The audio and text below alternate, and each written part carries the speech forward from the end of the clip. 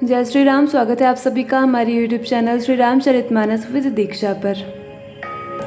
जैसा कि हम सभी जानते हैं कि भगवान के अवतरण के इतने सारे कारण हैं जिन्हें सभी को जान पाना मुमकिन नहीं है। फिर भी उनमें से कुछ कारणों को जो कि श्री रामचरितमानस में वर्णित हैं उन्हें हमने जाना है। उन्हीं में से एक कथा है राजा प्रताप भानु की कथा।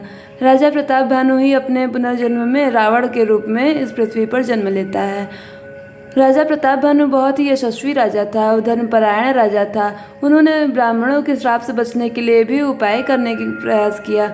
आखिर उन्होंने ऐसा कौन सा अपराध कर दिया जिससे ब्राह्मणों ने उन्हें श्राप दे दिया और वे अगले जन्म में राक्षस के रूप में जन्म लेते हैं। आज की कथा में हम यही जानेंगे और आज ये कथा पूर्ण हो जाएगी।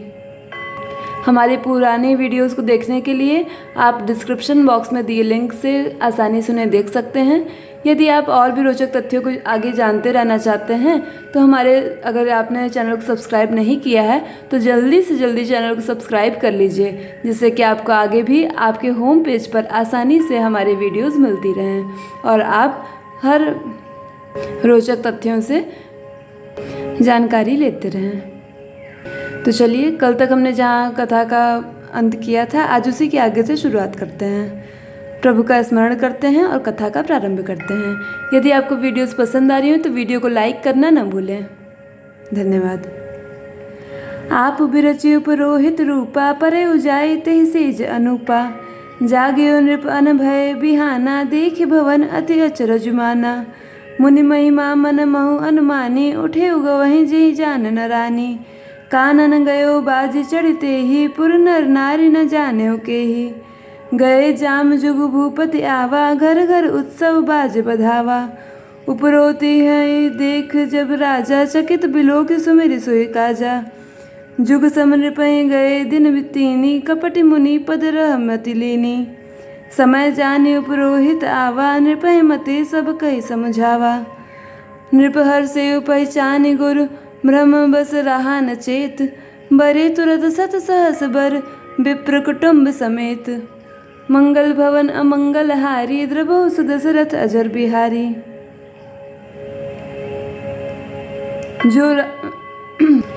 जो राक्षस काल केतु सुअर का रूप धारण कर कर राजा प्रताप भानु को भ्रमित करते हुए जंगल में ले गया था, उसी ने पुरोहित को बंदी बना के एक गुफा में रख लिया और राजा को निद्रा में ही अपनी माया द्वारा उसे उसके महल में पहुंचा दिया। वह आप पुरोहित का रूप बनाकर उसकी सुंदर सेज पर जा लेटा। राजा सवेरा होने से पहले ही जागा और अपना घर देखकर उसने बड़ा ही आश्चर्य माना। मन में मुनि की महिमा का अनुमान करके वह धीरे से उठा, जिसमें रानी न जान पावे। फिर उसी घोड़े पर चढ़कर वन को चला गया।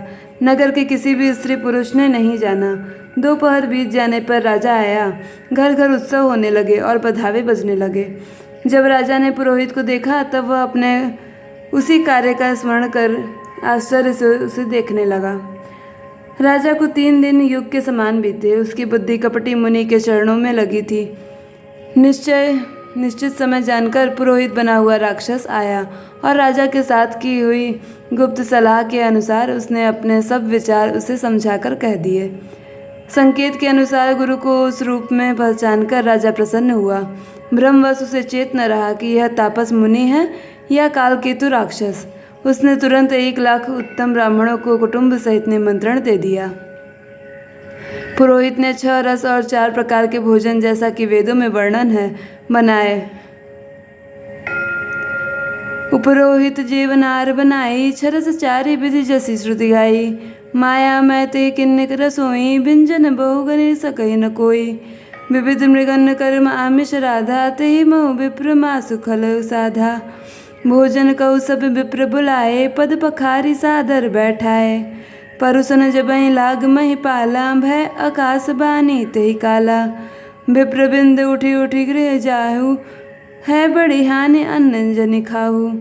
भयो रसोई भूसुर मासु, सब द्विज उठे मानि विश्वासु। भूप विकल मई मोह भुलानी, भावी बस न आव मुख बानी। बोले विप्र सकोप तब, नहीं कछु किन्ह विचारी। जानि निशाचर हो नृप, मूढ़ सहित परिवार। मंगल भवन अमंगल हारी द्रभव दशरथ अजर बिहारी।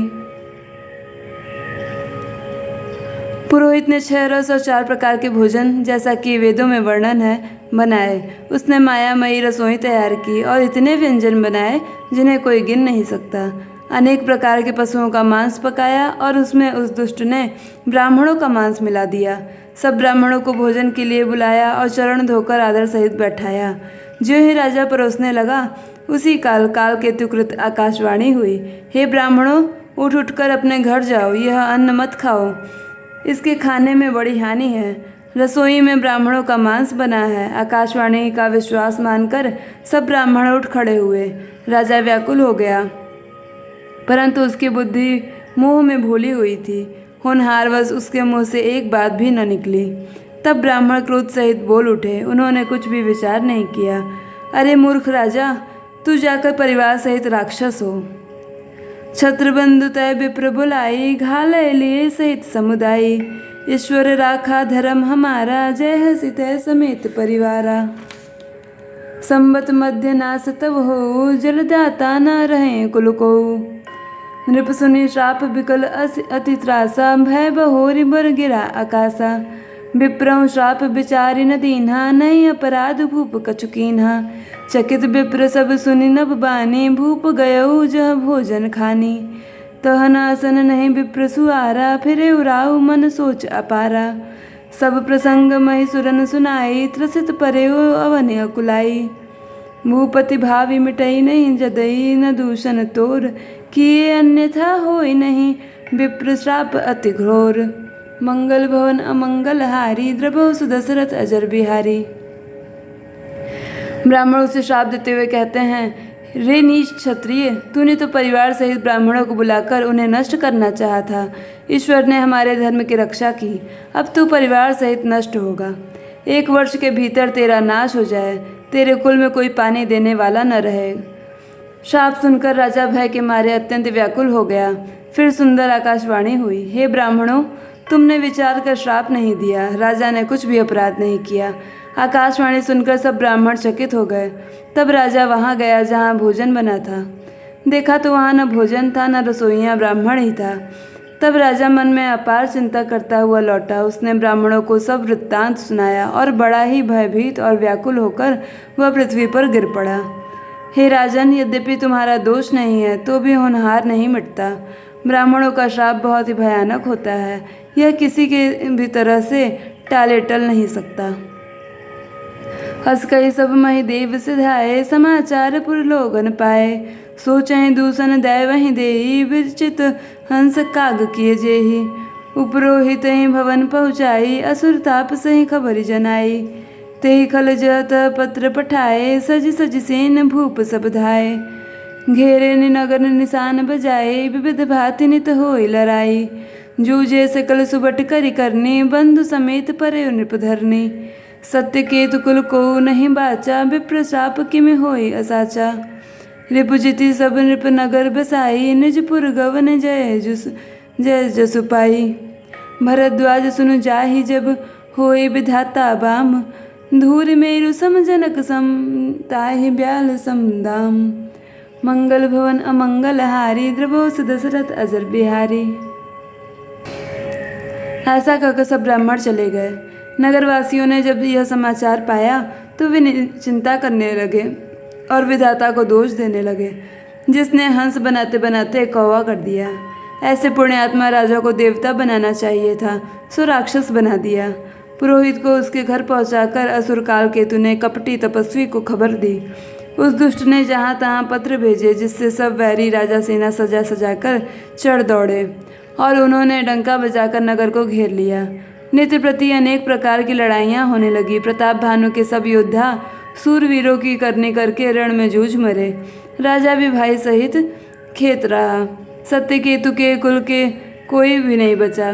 ब्राह्मणों का शाप झूठा कैसे हो सकता था। शत्रु को जीतकर नगर को फिर से बसाकर सब राजा विजय और यश पाकर अपने अपने नगर को चले गए। याज्ञवल्क्य जी कहते हैं, हे भारद्वाज, सुनो, विधाता जब जिसके विपरीत होता है तब उसके लिए धूल सुमेरु पर्वत के समान भारी और कुचल डालने वाली पिता यम के समान काल रूप और रस्सी सांप के समान काट खाने वाली हो जाती है। काल पाए मुनि सुन सोई राजा, भयो निशाचर सहित समाजा। 10 सिर ताहि 20 भुज दंडा, रावण नाम वीर बरिबंडा। भूप अनुज अरिमर्दन नामा, भयो सुकुंभ करण बलधामा। सचिव जो रहा धर्म रुचि जासु, भयो विमात्र बंधु लघुतासु। नाम विभीषण जय जग जाना, विष्णु भगत विज्ञान निधाना। रहे जे सुत सेवक नृप केरे, भय निशाचर घोर घनेरे। काम रूप खल जिनस अनेका, कुटिल भयंकर विगत विवेका। कृपा रहित हिंसक सब पापी, वर्णि न जाहे विश्व परितापी। उपजे यद्यपि पुलस्त्य कुल पावन अमल अनूप, तदपि महीसुर श्राप बस भय सकल अगरूप। मंगल भवन अमंगल हारी, द्रभव सुदशरथ अजर बिहारी। हे मुनि सुनो, समय पाकर वही राजा परिवार सहित रावण नाम का राक्षस हुआ। उसके 10 सिर और 20 भुजाएं थी और वह बड़ा ही प्रचंड सूरवीर था। अरिमर्दन नाम का जो राजा का छोटा भाई था, वह बल का धाम कुंभकर्ण हुआ। उसका जो मंत्री था, जिसका नाम धर्मरुचि था, वह रावण का सौतेला छोटा भाई हुआ। उसका विभीषण नाम था, जिसे सारा जगत जानता है। वह विष्णु भक्त और ज्ञान विज्ञान का भंडार था। और जो राजा के पुत्र और सेवक थे, वे सभी बड़े भयानक राक्षस हुए। वे सब अनेकों जाति के मनमाना रूप धारण करने वाले दुष्ट, कुटिल, भयंकर, विवेक रहित, निर्दयी, हिंसक, पापी और संसार भर को दुख देने वाले हुए। उनका वर्णन नहीं हो सकता। यद्यपि वे पुलस्त्य ऋषि के पवित्र, निर्मल और अनुपम कुल में उत्पन्न हुए, तथापि ब्राह्मणों के शाप के कारण वे सब पाप रूप हुए। आज की कथा यहीं संपूर्ण होती है। आगे की कथा अगली कड़ी में होगी। आप सभी का अंत तक वीडियो देखने के लिए बहुत बहुत धन्यवाद।